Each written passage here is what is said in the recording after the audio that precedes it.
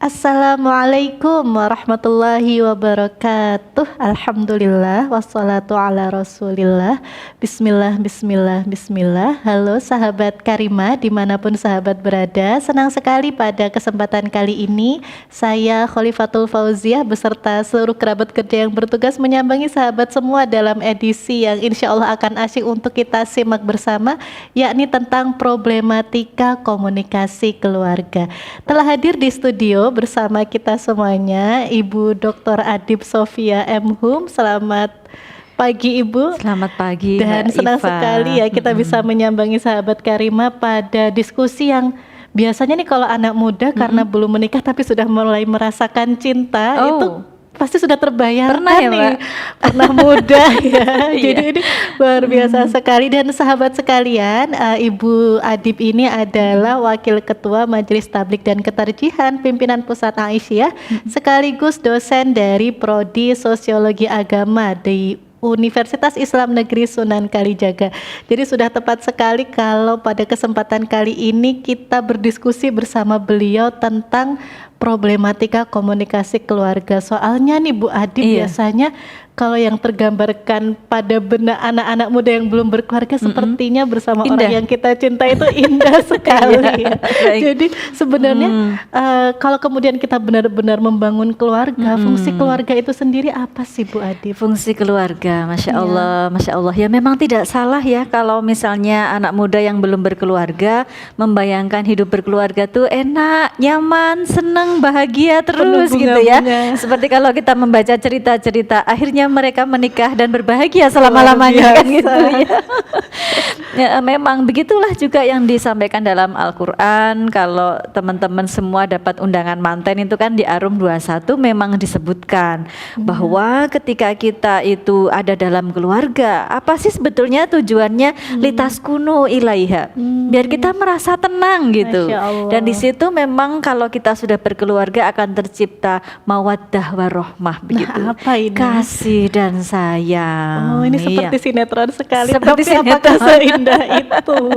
Baik, mungkin teman-teman nanti kalau ingin masuk ke jenjang pernikahan bisa membuka-buka buku-buku keluarga sakinah begitu ya, terutama yang kita terbitkan Mbak Iva.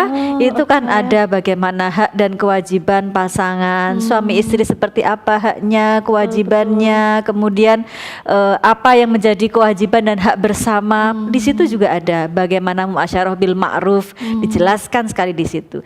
Tapi pagi ini saya akan membahas tentang bagaimana fungsi keluarga itu. Kalau kita ajak teman-teman membaca buku-buku sosiologi keluarga ya, bahwa yang namanya keluarga itu fungsinya banyak begitu. Yang pertama adalah fungsi ekonomis ya biasanya, karena masing-masing anggota keluarga itu kan akan saling membiayai. Kita hidup berkeluarga kan butuh makan sehari-hari, butuh sekolah begitu, butuh kehidupan sehari-hari yang semuanya transportasi pakai biaya. Jadi fungsi ekonomis keluarga memang ada satu dengan yang lain, apalagi sudah punya anak, maka kita pasti perlu membuat mereka menjadi mandiri di dalam keluarga itu. Betul sekali. Kemudian ada fungsi edukasi Mbak Iva. Jadi di dalam keluarga itu bukan merupakan tempat kita bobok aja terus kembali lagi ke tempat aktivitas ya, tetapi di dalam keluarga itu adalah sebuah lembaga tempat kita kemudian memberikan edukasi-edukasi tentang nilai-nilai baik yang ini, buruk yang itu ya, bagaimana seharusnya memperlakukan orang, semuanya itu merupakan fungsi keluarga. Demikian pula fungsi yang berikutnya, fungsi biologis. Pastinya kita semua sudah tahu bahwa kalau kita berada dalam dekapan ibu itu kan rasanya enak ya, dipeluk sama sekali, ibu nyaman. enak. Kemudian mungkin orang tua yang sudah payah digandeng sama anaknya itu juga fungsi biologis juga, karena ketidakmampuan secara biologis dia ditopang oleh anak-anaknya kan begitu. Juga antara suami istri kita nggak usah cerita aja, mereka sudah banyak bicara, baca sendiri ya teman-temannya, audiens sekalian. Ada juga Mbak Iva yang namanya fungsi religius ya. Ini kalau di buku-buku agama seperti yang kita terbitkan pasti religius itu yang pertama. Tapi kalau kita baca-baca buku dari barat, religius bisa nomor yang kesekian ya.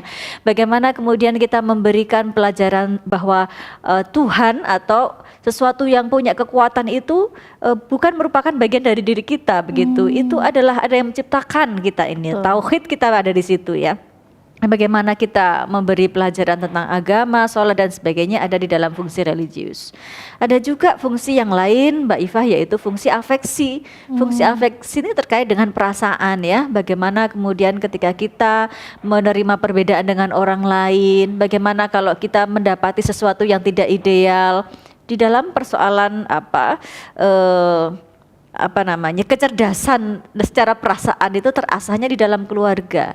Makanya ada fungsi yang lainnya juga di dalam keluarga, yaitu fungsi sosialisasi. Karena kan kita berinteraksi antara satu manusia dengan manusia yang lain itu kan di dalam rumah. Bagaimana saling menghargai, bagaimana kemudian kita berlatih bercakap-cakap. Salim itu seperti apa sih? Begini loh, itu juga harus diajarin. Karena kalau yang nggak terlatih salim itu cuman Ya lewat Allah, saja apalagi gitu anak-anak ya. zaman sekarang Ya, sebagiannya zaman sekarang. salimnya seperti burung mematuk. Makanya kalau ada tamu di rumah itu misalnya orang tua juga harus membiasakan anaknya untuk turun misalnya atau untuk bergabung dengan tamunya, paling tidak salim ya, supaya ada interaksi yang terjaga di rumah. Jadi banyak banget fungsi keluarga itu Mbak Iva. Kalau kita mau baca lebih jauh, ini saya cuman spill loh ya. Ini banyak baru banget spill ya yang sahabat lainnya. Karima ya.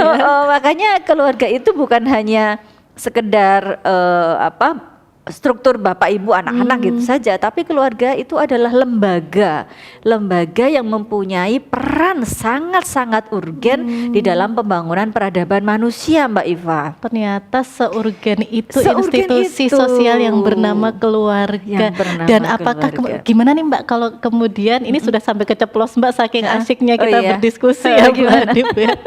Ini kayak sahabat Karima juga bakal kesebut Mbak Adib ini. Ini kalau kemudian fungsi-fungsi keluarga seperti itu, sekompleks itu, mungkin nggak sih ada problem-problem yang ada di dalamnya? Iya, problemnya pasti ya. Karena setiap anggota keluarga itu kan kepalanya beda ya. Struktur kepalanya beda. Dengan anak saya aja kan saya berbeda, walaupun dia terlahir dari rahim saya, mereka terlahir dari rahim saya, tapi kan struktur kepalanya berbeda, bacaannya berbeda, gurunya beda, tontonan YouTube-nya beda, kebiasaannya di luar rumah berbeda kan gitu. Dengan suami apalagi ya, ayah ibunya beda, tradisinya beda, kulturnya, Banyak asal sekali hal yang daerahnya harus beda ya, dikompromikan. bacaannya apa, ilmunya apa pasti beda. Luar Sehingga biasa, kayaknya kadang-kadang bakalan banyak nih. Dan karena itu supaya kita dan sahabat Karima bisa lebih tuntas mengupas problematika yang Dalam ada. keluarga. Kemudian apa yang harus kita lakukan?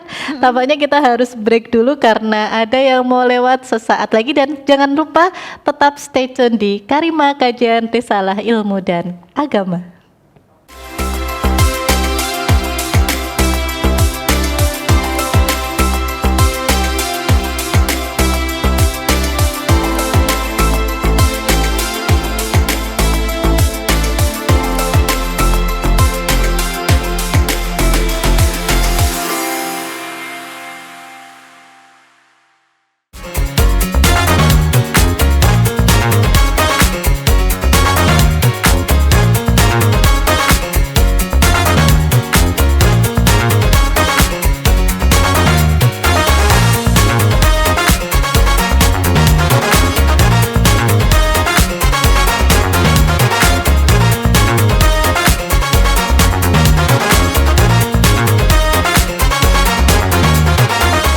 We are UAD.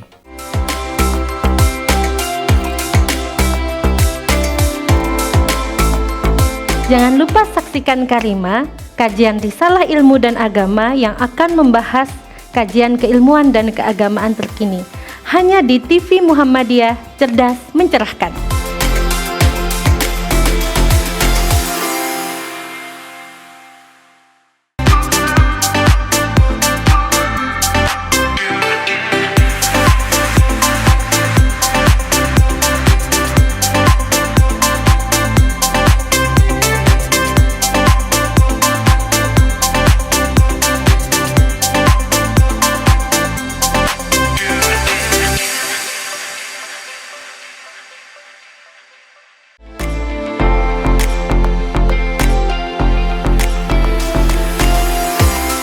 Assalamualaikum warahmatullahi wabarakatuh.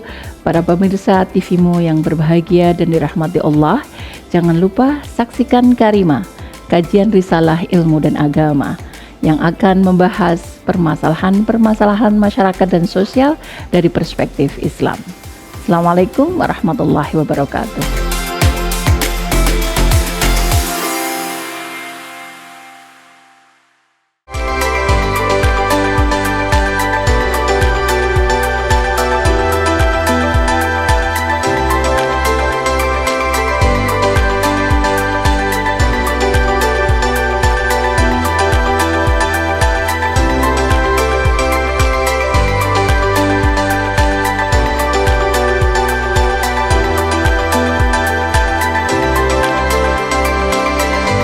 We are UAD.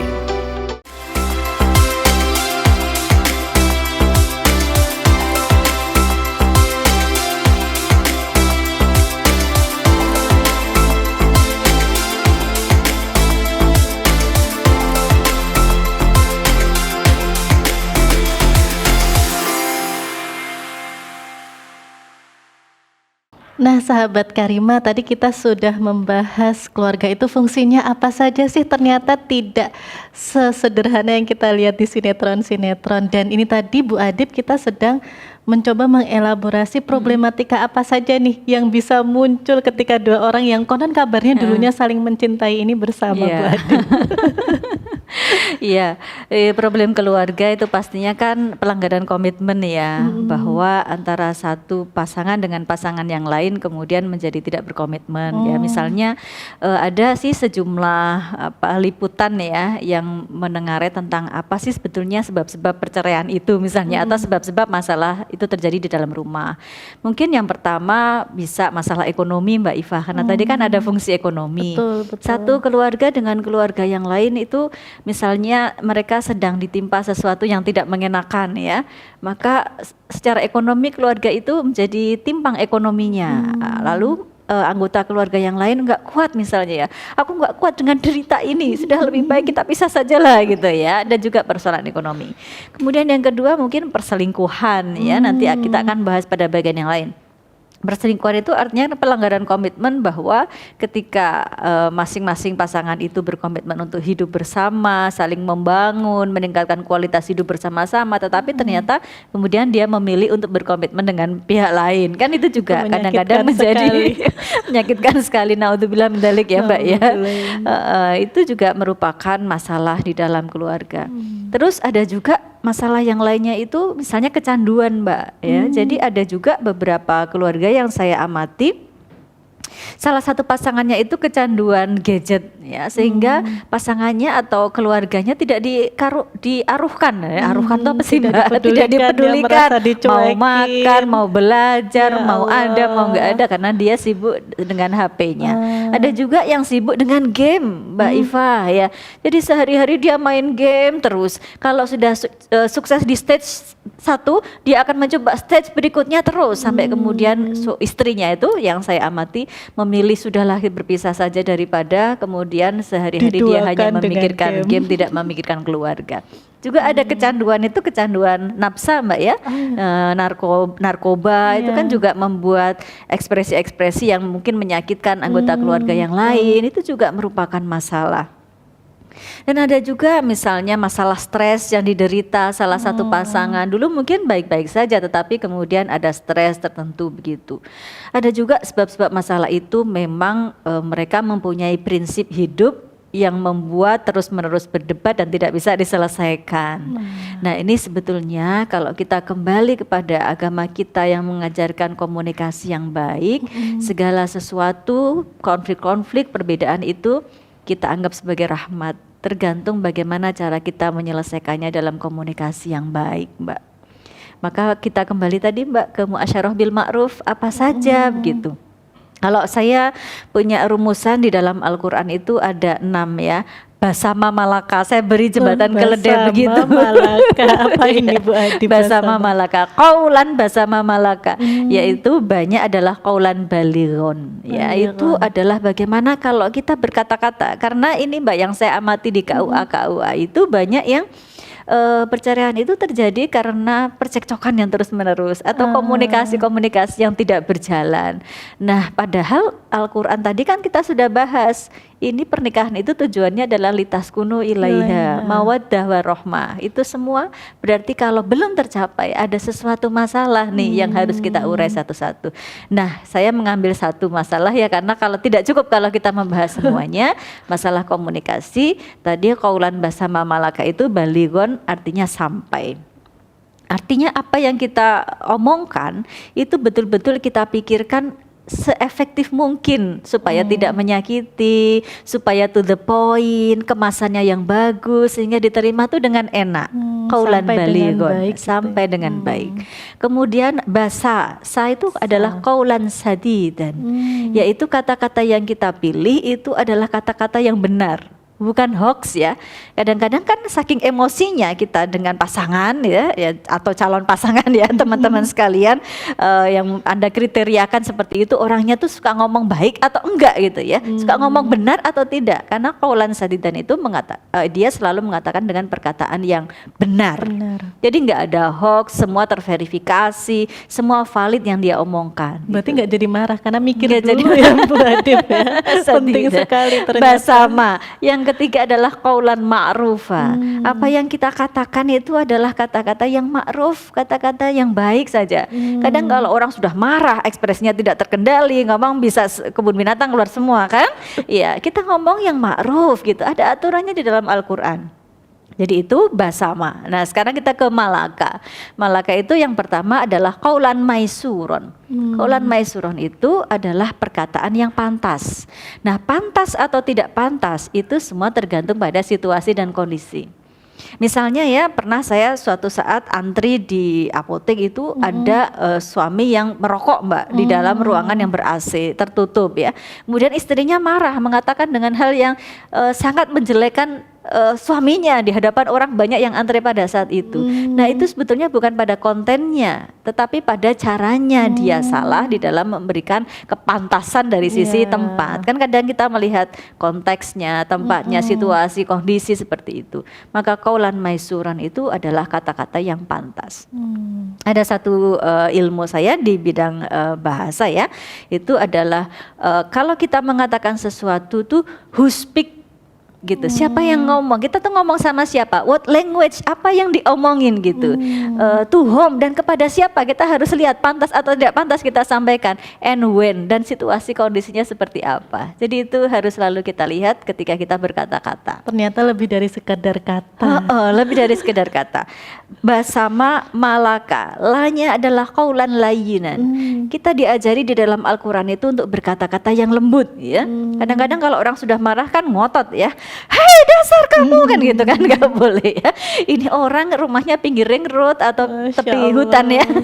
Kalau bisa kita ngomong-ngomong yang lembut saja, pasti nasihat-nasihat kita akan lebih kena di hati dibandingkan dengan kalau kita ngomong secara keras-keras gitu. Kemudian yang terakhir adalah qaulan kariman. Itu adalah kata-kata yang mulia ya. Suatu kata-kata yang terucap di mulut kita kan sebetulnya adalah isi kepala kita, storage of mind kita gitu. Jadi kalau memang kita mau tercitrakan mulia, berkata-katalah dengan diksi-diksi yang mulia. Itu Jadi, sebetulnya 6 tips untuk berkata-kata supaya komunikasi kita efektif di dalam keluarga. luar biasa sekali. Ini pantas banget kalau kemudian keluarganya jadi harmonis karena mau ngomong saja itu sampai difikirkan ya Bu Adib ya. Dan ini kita akan membahas lebih lanjut lagi sahabat Karimah tentang tips dan trik supaya kita bisa membangun keluarga yang harmonis. Jangan kemana-mana, tetap di Karimah, kajian Risalah Ilmu dan Agama.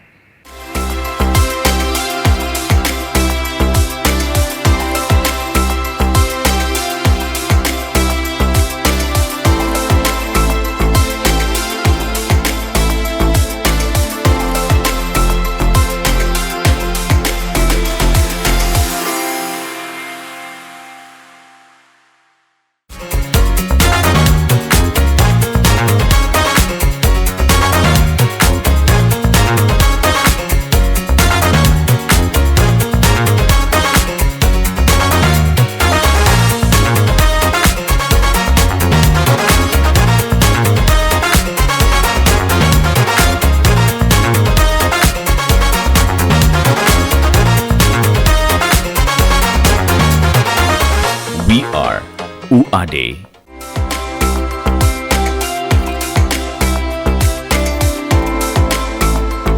Jangan lupa saksikan Karima, kajian risalah ilmu dan agama yang akan membahas kajian keilmuan dan keagamaan terkini. Hanya di TV Muhammadiyah, cerdas mencerahkan.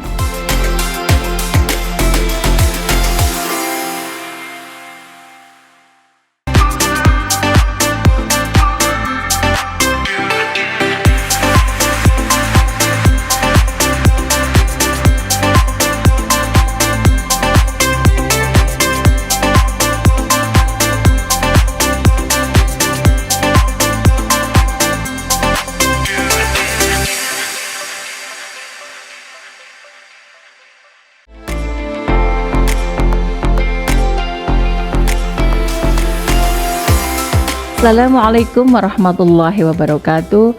Para pemirsa TV-mu yang berbahagia dan dirahmati Allah, jangan lupa saksikan Karima, kajian risalah ilmu dan agama yang akan membahas permasalahan-permasalahan masyarakat dan sosial dari perspektif Islam. Assalamualaikum warahmatullahi wabarakatuh.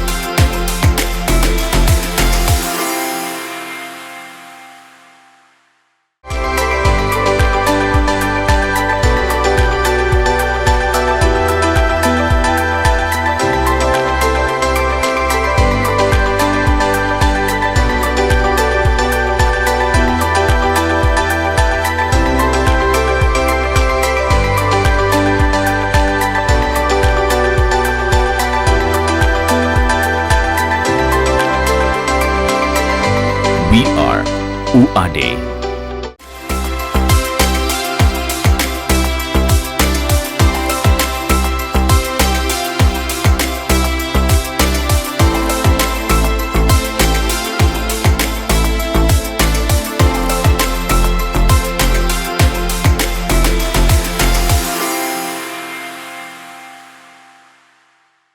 Nah, sahabat Karima, kita kembali lagi di segmen ketiga dari kajian Risalah Ilmu dan Agama. Karima, tempat kita berdiskusi bersama untuk menimba ilmu, dan masih dengan Bu Adib Sofia.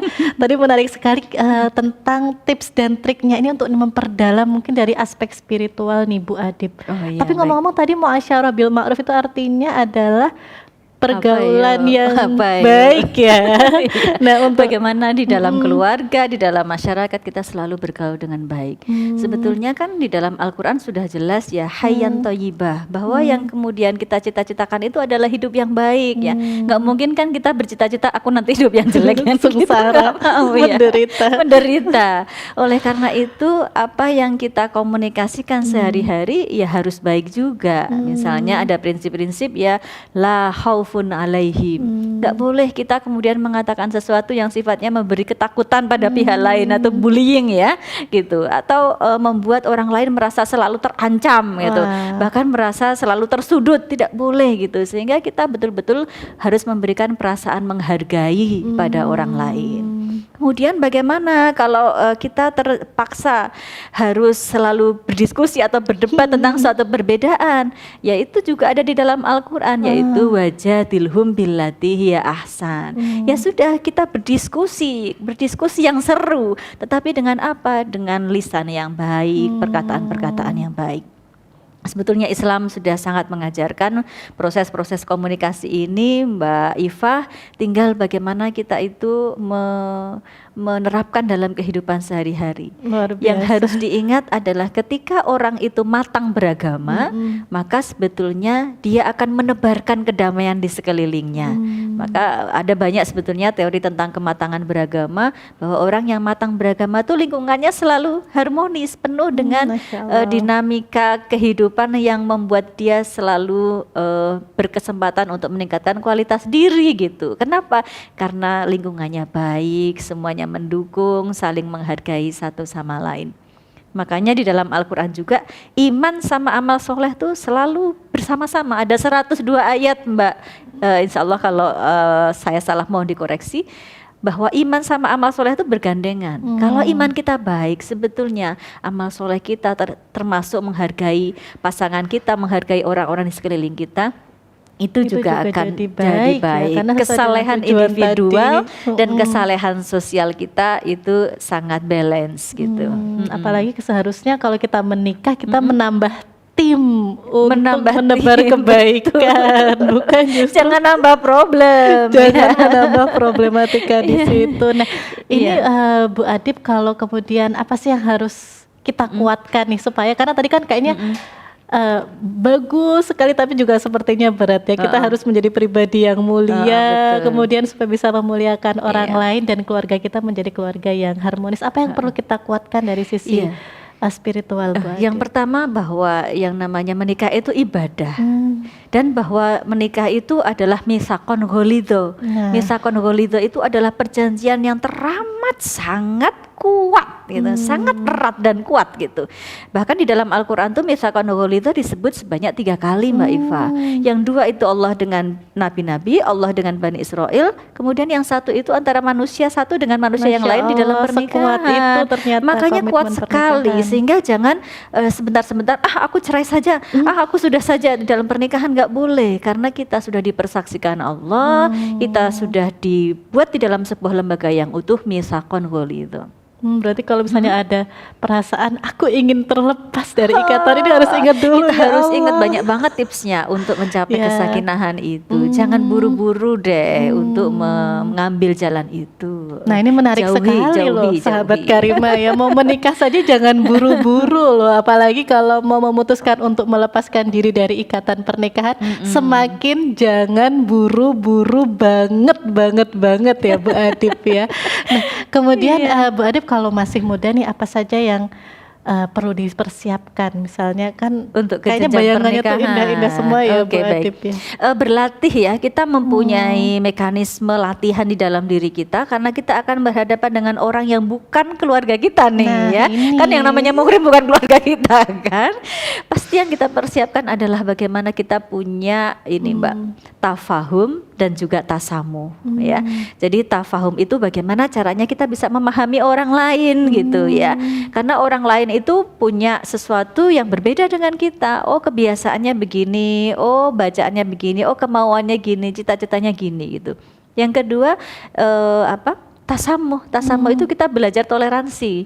Gak mungkin dong kita selalu bersama-sama gitu. Mungkin ada saatnya pasangan kita atau anggota keluarga yang lain punya juga keinginan yang berbeda dengan kita. Ya udah, kita berdiri di tengah. Kita bisa menenggang. Dia maunya begini, saya maunya begini. Udah, kita ambil yang tengah-tengah. Jadi bukan hanya sekedar memahami, tapi juga menenggang atau toleransi. Masya Allah, jadi sahabat Karima ini penting sekali ya, karena pernikahan itu adalah sebuah kendaraan untuk kita lebih memantaskan diri sebagai ibu bangsa, sebagai ibu dunia. Nah, ini Bu Adib, karena kita sudah di akhir, sebenarnya ini sudah berada di tepi jurang detik-detik akhir Karima nih. Kira-kira bagaimana tajuk penutup untuk kemudian menyimpulkan dari sekian banyak uraian yang sangat bernas tadi. Oke, baik. Sahabat Karima sekalian, kita berada di akhir pertemuan. Ada beberapa tips ya yang akan saya sampaikan. Yang pertama, teman-teman jangan lelah untuk thalabul ilmi. Dari mana saja, dari bacaan, dari nonton YouTube. Jangan lupa nonton YouTube TV-mu pastinya ya. Dan disitulah temukan bahwa modal kita untuk mencintai pasangan kita adalah mahabbah. Mahabbah itu adalah cinta sebagai modal kita untuk mengarungi bahtera misakon gholidho yang bernama pernikahan. Dan itu semua akan mudah jika kita mempunyai pandangan musawah atau egaliter atau kesetaraan antara pasangan satu dengan pasangan yang lain. Disitulah kita bisa saling menghargai, saling mendukung untuk terus meningkatkan kualitas hidup kita. Itu saja Mbak Iva, closing Masya dari Allah, saya. Terima kasih banyak Bu Adib dan sahabat Karima dimanapun sahabat berada. Luar biasa sekali perbincangan kita pada kesempatan kali ini, mulai dari fungsi-fungsi keluarga, problematika yang muncul, dan tadi Bu Adib juga sudah mengingatkan kita tentang tips dan trik, terutama juga penguatan mental ya. Satu hal tadi yang mestinya kita kunci bersama, pernikahan itu adalah ibadah dan boleh jadi itu adalah ibadah terlama kita. Sekali lagi memutuskan untuk menikah, tidak buru-buru, boleh dicepatkan tapi tidak tergesa-gesa. Dan kalau ada perasaan untuk aku tidak kuat lagi, aku ingin terbebas dari semua ini, tahan, sabar, sabar, sabar, sabar banget seperti yang ditekankan oleh Bu Adib, karena ini semuanya keluarga yang kita bangun adalah mitsaqun ghalidha, perjanjian yang teramat kuat, erat, dan teguh antara kita dengan Allah Subhanahu wa taala. Sekian episode Karimah kali ini, kita berjumpa lagi pada edisi-edisi berikutnya. Tentunya masih di TV-mu, saya Khalifatul Fauzia beserta segenap keluarga kerabat kerja yang bertugas mengucapkan terima kasih. Kita sampai jumpa pada edisi berikutnya. Wassalamualaikum warahmatullahi wabarakatuh.